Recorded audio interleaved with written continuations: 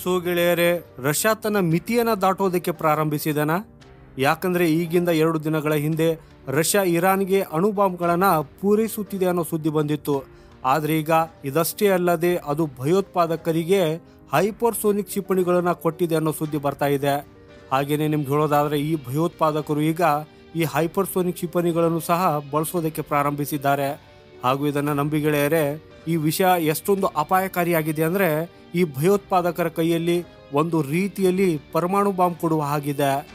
ಯಾಕಂದರೆ ಈ ಹೈಪರ್ಸೋನಿಕ್ ಕ್ಷಿಪಣಿಗಳು ಯಾವುದೇ ಸಾಮಾನ್ಯ ರೀತಿಯ ಶಸ್ತ್ರಾಸ್ತ್ರಗಳಲ್ಲ, ಇವುಗಳನ್ನು ಇನ್ವಿಸಿಬಲ್ ಆಯುಧಗಳಂತ ಕರೆಯಲಾಗ್ತದೆ. ಅಂದರೆ ಜಗತ್ತಿನಲ್ಲಿ ಇಲ್ಲಿಯವರೆಗೆ ಇನ್ನೂವರೆಗೂ ಈ ಹೈಪರ್ಸೋನಿಕ್ ಕ್ಷಿಪಣಿಯನ್ನು ಹೊಡೆದುಳಿಸುವುದು ಹಾಗೂ ಅದನ್ನು ತಡೆಯೋದಕ್ಕಾಗಿ ಯಾವುದೇ ದೇಶದ ಹತ್ತಿರ ಸಿಸ್ಟಮ್ಗಳೇ ಇಲ್ಲ. ಒಂದು ವೇಳೆ ಈ ಹೈಪರ್ಸೋನಿಕ್ ಕ್ಷಿಪಣಿಯನ್ನು ನಿಮ್ಮ ಕಡೆಗೆ ಉಡಾಯಿಸಿದರೆ ಖಂಡಿತವಾಗಿಯೂ ನಿಮ್ಮ ದೇಶದ ಮೇಲೆ ಅದು ದಾಳಿ ಮಾಡ್ತದೆ. ಹಾಗೂ ಯಾವುದೇ ರೀತಿಯಲ್ಲಿ ನೀವು ಅದನ್ನು ತಡೆಯೋದಕ್ಕೆ ಸಾಧ್ಯವಾಗುವುದಿಲ್ಲ. ಮತ್ತು ಈ ವಿಷಯ ನಮಗೆ ನೋಡುವುದಕ್ಕಾಗೂ ಸಿಕ್ಕಿದೆ. ಸ್ಕ್ರೀನ್ ಮೇಲೆ ನೀವು ನೋಡ್ತಾ ಇರಬಹುದು. ಆಕ್ಚುಲಿ 2 ದಿನಗಳ ಹಿಂದೆ ಇಸ್ರೇಲ್ ಮೇಲೆ ಅತ್ಯಂತ ಅಪಾಯಕಾರಿ ಕ್ಷಿಪಣಿ ದಾಳಿ ನಡೆದಿದೆ ಅನ್ನೋ ರಿಪೋರ್ಟ್ ಬಂದಿತ್ತು. ಈ ದಾಳಿಯು ಎಷ್ಟೊಂದು ವಿಚಿತ್ರವಾಗಿತ್ತು ಅಂತಂದ್ರೆ, ಈ ಇಸ್ರೇಲ್ ಮೇಲೆ ಯಾವುದರಿಂದ ದಾಳಿ ಮಾಡಲಾಗಿದೆ ಅನ್ನೋದನ್ನ ಫಿಗರ್ ಔಟ್ ಮಾಡುವುದಕ್ಕಾಗಿ 24 ಗಂಟೆಗಳ ಸಮಯವನ್ನ ತೆಗೆದುಕೊಂಡಿತ್ತು.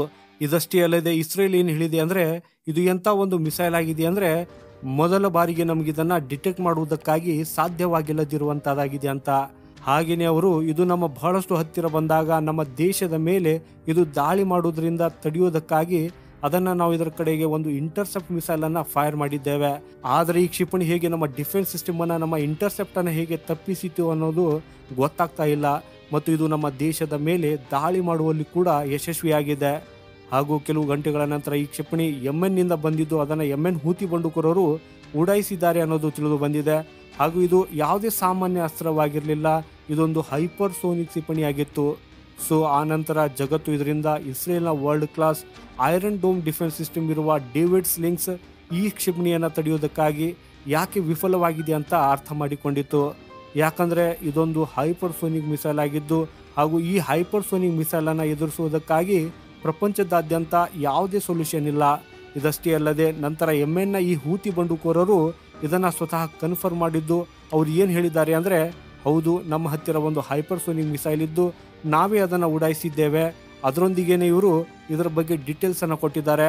ಅವ್ರು ಏನು ಹೇಳಿದ್ದಾರೆ ಅಂದರೆ, ಈ ಕ್ಷಿಪಣಿಯು ಕೇವಲ 11 ನಿಮಿಷಗಳಲ್ಲಿ 2000 ಕಿಲೋಮೀಟರ್ ದೂರವನ್ನು ಕ್ರಮಿಸಿತು ಅಂತ. ಅದರ ವೇಗವು ಸರಿಸುಮಾರು 8 ಮ್ಯಾಕ್ ಅಂದರೆ ಶಬ್ದದ ವೇಗಕ್ಕಿಂತ 8 ಪಟ್ಟರಷ್ಟು ಹೆಚ್ಚು ಇತ್ತು ಅಂತ. ಇದರಿಂದ ನೀವು ಊಹಿಸಬಹುದು ಈ ಇಸ್ರೇಲ್ ಮೇಲೆ ಎಷ್ಟು ಡೆಡ್ಲಿ ವೇಗದಿಂದ ದಾಳಿ ಮಾಡುವಲ್ಲಿ ಅದು ಯಶಸ್ವಿಯಾಗಿದೆ ಅನ್ನೋದನ್ನ.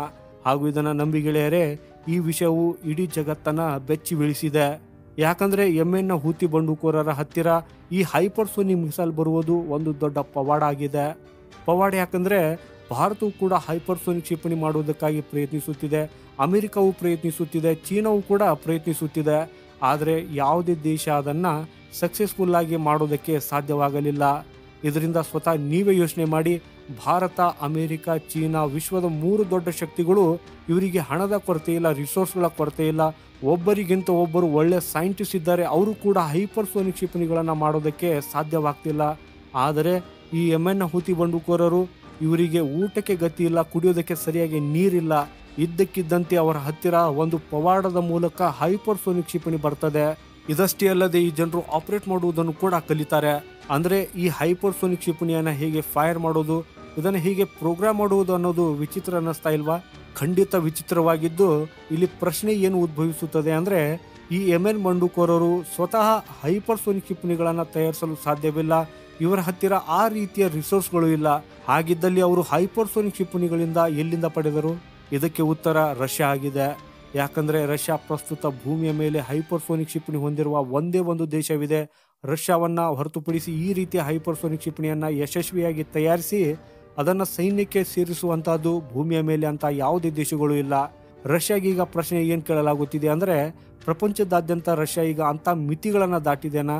ಅದನ್ನು ಭಯೋತ್ಪಾದಕರಿಗೆ ಈ ಹೈಪರ್ಸೋನಿಕ್ನಂತಹ ಅಪಾಯಕಾರಿ ಶಸ್ತ್ರಾಸ್ತ್ರಗಳನ್ನು ಪೂರೈಸುತ್ತಿದೆ. ಹಾಗೂ ಗೆಳೆಯರೆ, ನಿಮ್ಮ ಮಾಹಿತಿಗಾಗಿ ಹೇಳೋದಾದರೆ, ಈಗಾಗಲೇ ಇದಕ್ಕಾಗಿ ಮೊದಲಿಂದಲೇ ಶಂಕೆ ಇತ್ತು. ಸ್ಕ್ರೀನ್ ಮೇಲೆ ಈ ರಿಪೋರ್ಟನ್ನು ನೋಡಿ.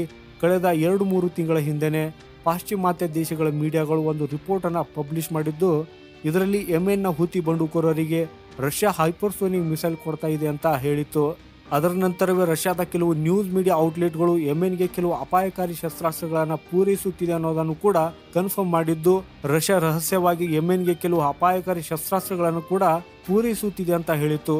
ಹಾಗೂ ನೋಡಿ ಗೆಳೆಯರೆ, ನೀವು ರಷ್ಯಾದ ಬೆಂಬಲಿಗರಾಗಿದ್ದರು ಅಥವಾ ವಿರೋಧಿಯಾಗಿದ್ದರು ಅಥವಾ ನೀವು ಅವರನ್ನ ಟೀಕಿಸಿದರು ಹೊಗಳಿದರೂ ಕೂಡ ರಷ್ಯಾ ಈ ತಪ್ಪು ಮಾಡಿದೆ ಅನ್ನೋದನ್ನ ನೀವು ಒಪ್ಪಿಕೊಳ್ಳಲೇಬೇಕು. ಯಾಕಂದ್ರೆ ಯೆಮೆನ್ನ ಹೂತಿ ಬಂಡುಕೋರರು ಇವತ್ತಿಗೆ ಇಸ್ರೇಲ್ನ ಮೇಲೆ ಈ ಹೈಪರ್ಸೋನಿಕ್ ಕ್ಷಿಪಣಿಗಳ ಮೂಲಕ ದಾಳಿ ನಡೆಸುತ್ತಿದ್ದಾರೆ.